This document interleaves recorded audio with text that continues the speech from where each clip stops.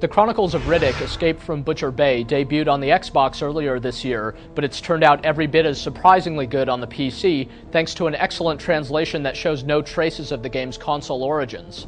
Furthermore, some exciting brand new extras exclusive to the PC version make it worth experiencing even by those who've played and enjoyed the original version of the game.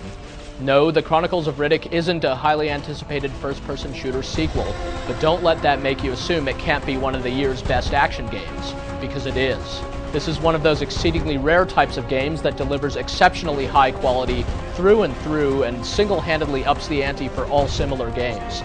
The fact that it also happens to be based on a movie franchise, something that's usually a bad sign for a game, makes it all the more incredible. You could call it a first-person shooter, but that would be selling it short.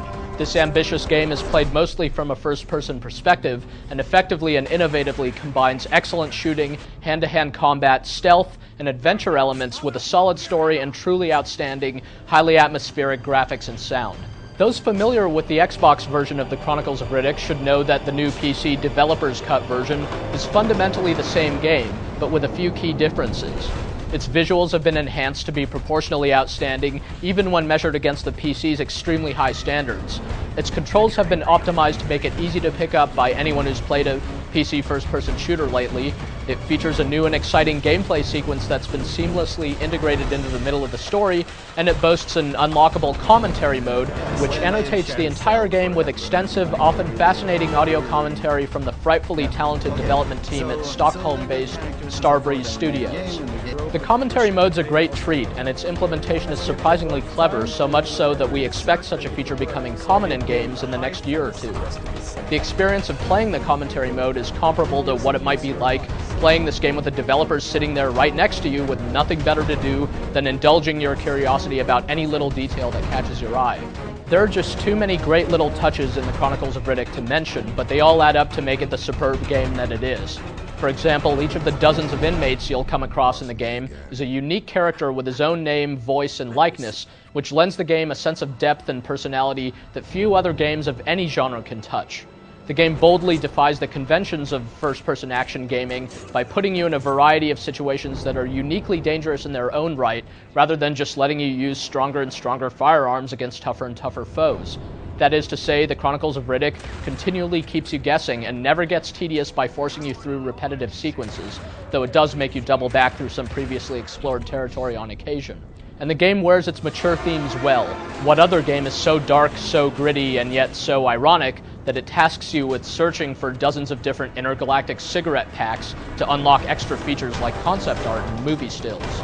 If the game has any shortcomings, they're minor and worth acknowledging just to temper all the praise. The Chronicles of Riddick, despite its overall spectacular appearance, lacks a bit of visual polish. So, for instance, there's some barely noticeable seams in some of the character models during some of the dialogue sequences, and once in a while, when you're taking cover from enemy fire, you can see bullet tracers seem to jut through the wall.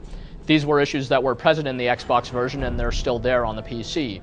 You'll also need a high-end PC to enjoy the visuals to their fullest extent. Even then, you'll probably see the frame rate dip during some of the more intense shootouts. Also, the richly detailed environments of the game are relatively small, which may not come as a surprise since the setting is a claustrophobic prison. However, brief loading times will interrupt your progress through these areas fairly often, but luckily they're the only things that take you out of the experience of the game. Any other shortcomings are things that aren't actually in the game, so it seems almost unfair to even bring them up. The Chronicles of Riddick is paced extremely well for an action game, and will leave you riveted for the 10 or so hours it takes you to finish the first time through. That's about standard for the single-player portion of an action game, but then again, you can never have too much of a good thing, and it's all you get with Riddick. There's no multiplayer mode of any kind. The artificial intelligence of the game's characters is remarkably good, especially during shootouts.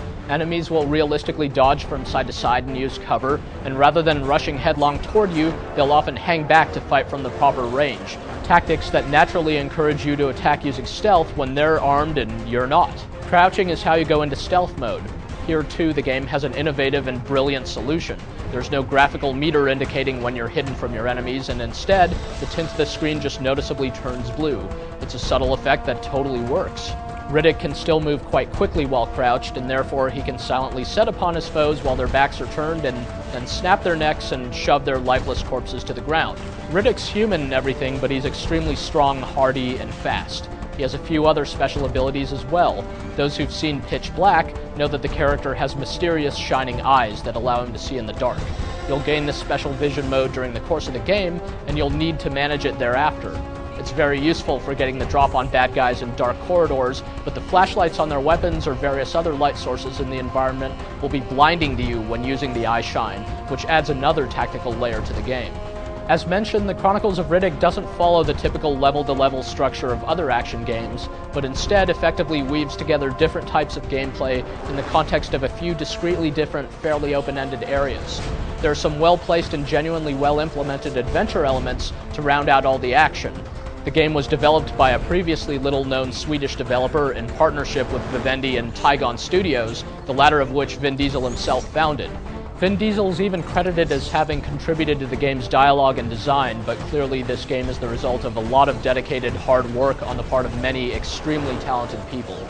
And through this developer's cut version of the Chronicles of Riddick, they've proven themselves to be just as capable of making a stunning PC game, much like they've already proved themselves on the Xbox.